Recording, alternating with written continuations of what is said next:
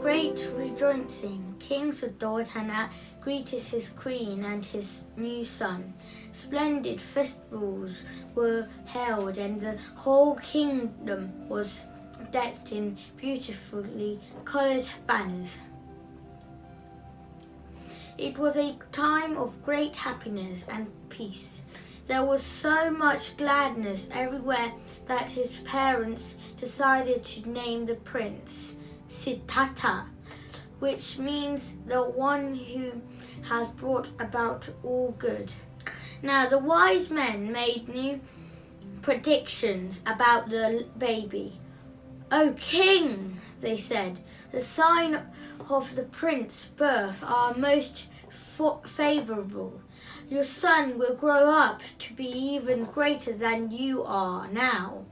This news made the king very proud.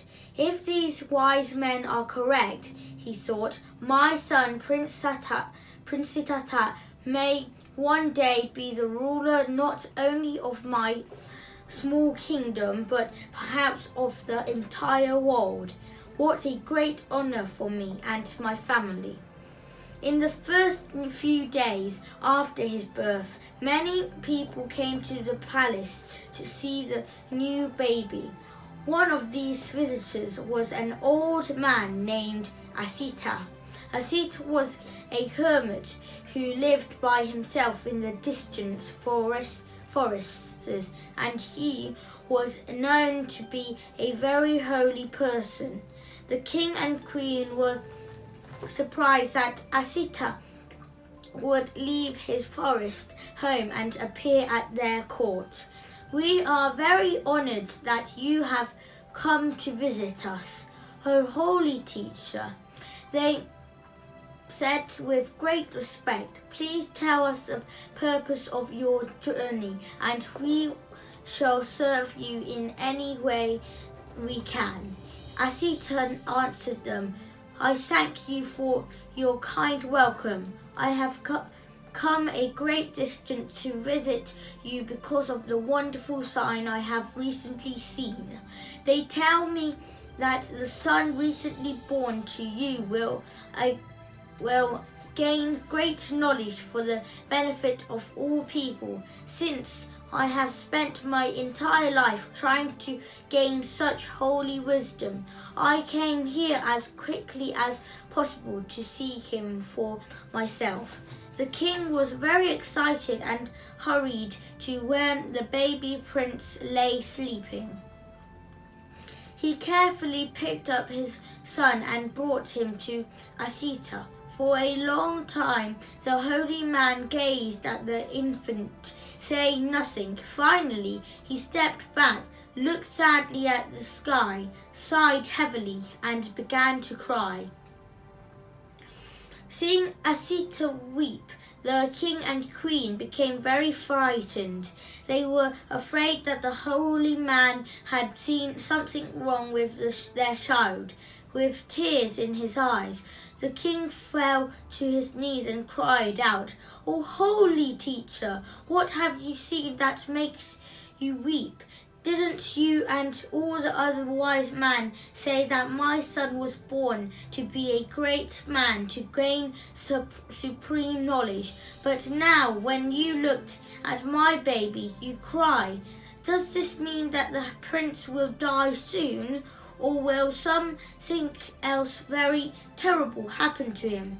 He is my only child and I love him dearly. Please tell me quickly what you have seen, for my heart is shaking with sadness and fear."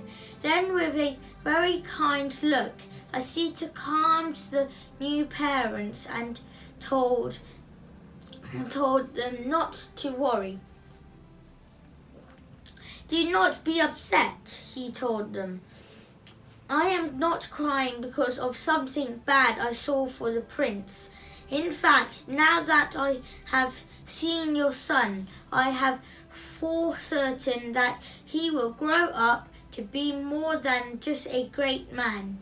There are special signs that I have seen on this child, such as the light that shines from his fingers, that tell me he will have a glorious future. If your son decides to stay with you and become a king, he will be the greatest king in history. He will rule a vast kingdom and bring his people much peace and happiness.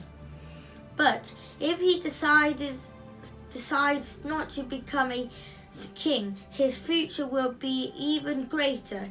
He will become a great teacher, showing all people how to live with peace and love in their hearts. Seeing the sadness in the world, he will leave your palace and discover a way to end all suffering. Then he will teach this way to whoever will listen.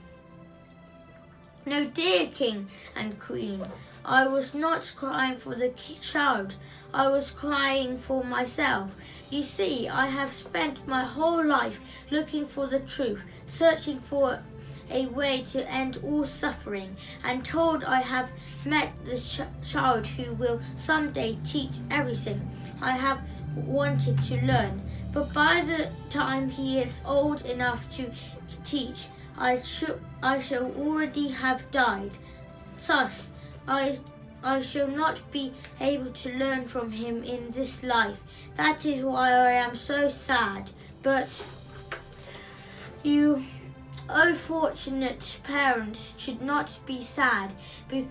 Rejoice that you have such a wonderful child. Then Siddhattha took one long last look at the child and slowly left the palace. The king watched him leave and then turned towards his son. He was very happy that there was no danger to the prince's life.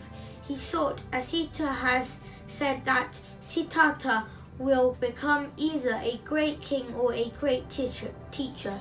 It would be much better if first he became a king. How proud I would be to have such a proud and powerful son.